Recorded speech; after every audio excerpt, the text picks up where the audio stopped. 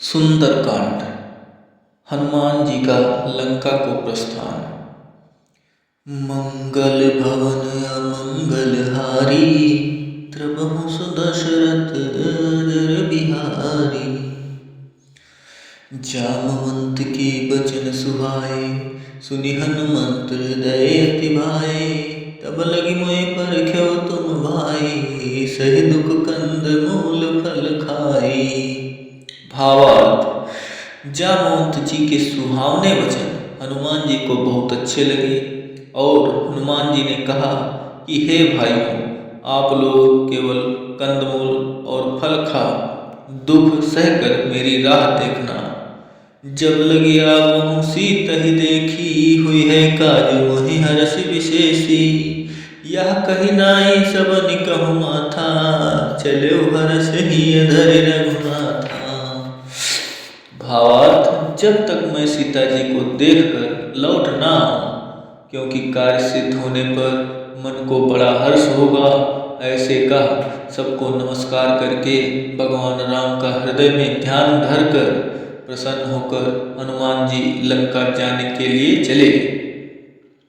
सिंधु तीर एक भूधर सुंदर, कौतुक कूद चढ़े उतायो पर। बार बार रघुवीर संभारी, तरके पवन तनय बल भारी। भावार्थ: सागर के तट पर एक सुंदर पहाड़ था। उस पर कूदकर हनुमान जी कौतुक से चढ़ गए। फिर बारंबार भगवान राम का स्मरण करके बड़े पराक्रम के साथ हनुमान जी ने गर्जना की। अरे जेहि गिरि चरण देई हनुमंता, चलो सुगा पाताल तुरंता। और जिमि अमोघ रघुपति कर बाना, यही बात चलो हनुमाना। भावार्थ: जिस पर्वत पर हनुमान जी पैर रख कर चले, अर्थात जिस पर से वे उछले, वह तुरंत ही पाताल में धंस गया। जैसे श्री रघुनाथ जी का अमोघ बाण चलता है, उसी तरह हनुमान जी चले। जल निधि रघुपति दूत बिचारी, तय मैनाक होई श्रमहारी। भावार्थ: सागर ने उन्हें श्री रघुनाथ जी का दूत समझकर मैनाक पर्वत से कहा कि हे मैनाक, तू इनकी थकावट दूर करने वाला हो, अर्थात अपने ऊपर इन्हें विश्राम दे। अरे हनुमान तहि बरसा कर पुनि कीन प्रणाम, राम काज कीन्ह बिनु मोहि कहाँ विश्राम। भावार्थ: हनुमान जी ने उसको अपने हाथ से छूकर फिर उसको प्रणाम किया और कहा कि हे भगवान राम, का कार्य किए बिना मुझको विश्राम कहाँ है। अरे जात पवन सुत देवन देखा, जाने कहूँ बल बुद्धि विशेषा।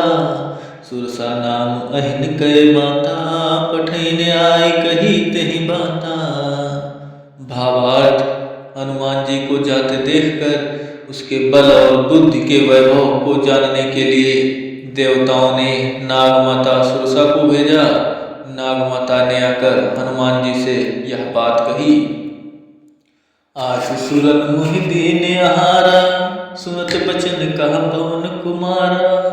राम काज कर फिर मैं आऊं, सीता कही सुधि प्रभु सुनाऊं। भावार्थ: आज तो मुझको देवताओं ने यह अच्छा आहार दिया। यह बात सुनकर हंसकर हनुमान जी बोले, मैं भगवान राम का काम करके लौट आऊं और सीता जी की खबर भगवान राम को सुना दूं। तब तब बदन पैठियाँ आई, सत्य कहाँ मोहि जान दे माई। कवनहु जतन दे नहीं जाना, ग्रससि न मोहि कहु हनुमाना। फिर हे माता, मैं आकर आपके मुंह में प्रवेश करूंगा। अभी तू मुझे जाने दे, इसमें कुछ भी फर्क नहीं पड़ेगा। मैं तुझे सत्य कहता हूँ, जब उसने किसी उपाय से उनको जाने नहीं दिया, तब हनुमान जी ने कहा कि तू क्यों देरी करती है, तू मुझको नहीं खा सकती। अजर जो जन भरते ही बदन पसारा, कपितन कीनी दुगुन विस्तारा। सो रह जो जन मुख तेहि ठयो, तुरत पवन सुत बत्तीस भयो। भावार्थ: सुरसा ने अपना मुंह एक योजन भर में फैलाया हनुमान जी ने अपना शरीर 2 योजन विस्तार वाला किया। सुरसा ने अपना मुंह 16 योजन में फैलाया। हनुमान जी ने अपना शरीर तुरंत 32 योजन बड़ा किया। जस जस सुरसा बदन बढ़ावा, तस तून कपि रूप दिखावा। औसत जोजन तेहि आनन कीन्हा, तिलक रूप पवन सुत लीन्हा। भावार्थ, सुरसा ने जैसे जैसे मुंह फैलाया, हनुमान जी ने वैसे ही अपना स्वरूप उससे दुगना दिखाया। जब सुरसा ने अपना मुंह 100 योजन में फैलाया, तब हनुमान जी तुरंत बहुत छोटा स्वरूप धारण कर बदन पैठ पुनि बाहिर आवा, मांगा विधाता ही सिरुनावा। अब मोहि सुरन जेहि लागी पठावा, बुद्धिबल मरम तोर मैं पावा। भावार्थ, उसके मुंह में घुसकर छठ बाहर चले आए। फिर सुरसा से विदा मांगकर हनुमान जी ने प्रणाम किया। सुरसा ने हनुमान जी से कहा, हे हनुमान, देवताओं ने मुझको जिसके लिए भेजा था, वह तेरा बल और बुद्धि का भेद मैंने अच्छी तरह पा लिया है। अरे राम काज सब करिहो, तुम बल बुद्धि निधान। आशीष दे गई सो हर्ष चलो हनुमान। भावार्थ, तुम बल और बुद्धि के भंडार, सो श्री रामचंद्र जी के सब कार्य सिद्ध करोगे। ऐसा आशीर्वाद देकर सुरसा तो अपने घर को चली और हनुमान जी प्रसन्न होकर लंका की ओर चले। निश्चर एक सिंधु महुराई, करि माया नभ के खग कहाई। जीव जंतु जे गगन उड़ाही, जल बिलो की तिनकै परछाही। भावार्थ, सागर के अंदर एक राक्षसी रहती थी। सो वह माया करके आकाशचारी पक्षी और जंतुओं को पकड़ लिया करती थी। जो जीव जंतु आकाश में उड़कर जाता, उसकी परछाई जल में देखकर परछाई को जल में पकड़ लेती थी। गाई छाह सक सो न उड़ाई, एहि विधि सदा गगन चर खाई। सोई छल हनुमान कह कीन्हा, तासु कपट कपि तुरत ही चीन्हा। भावार्थ, परछाई को जल में पकड़ लेती थी, जिससे वे जल में गिर पड़ते थे। इस प्रकार वह सदा आकाश में उड़ने वाले जीवों को खाया करती थी। उसने वही कपट हनुमान से किया। हनुमान जी ने उसका वह छल तुरंत पहचान लिया। ताहि मारि मारुत सुत वीरा, बारिधि पार गयो मत धीरा। तहाँ जाय देखी बन शोभा, गुंजत चंचरी मधुरोभा। भावार्थ, धीर बुद्धि वाले पवन पुत्र वीर हनुमान जी उसे मारकर सागर के पार उतर गए।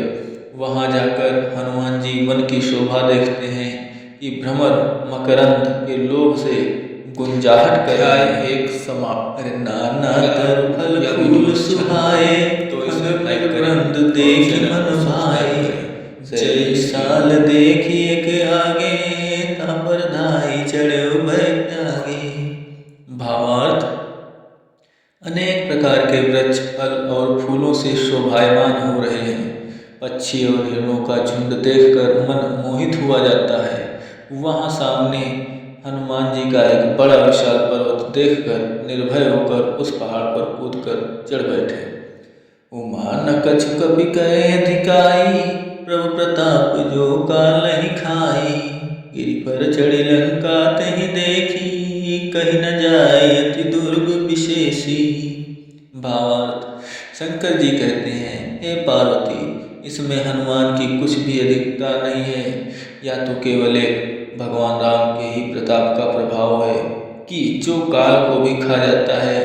पर्वत पर चढ़कर हनुमान जी ने लंका को देखा तो वह ऐसी बड़ी दुर्गम है कि जिसके विषय में कुछ कहा नहीं जा सकता। अति उतंग जल निधि चौपासा, कनक कोट कर परम प्रकाशा। भावार्थ, पहले तो वह पूरी बहुत ऊंची, फिर उसके चारों ओर सागर की खाई, उस पर भी स्वर्ण के कोट का महाप्रकाश कि जिससे नेत्र चकाचौंध हो जाए। मंगल भवन अमंगल हारी, त्रबहु सुदशरथ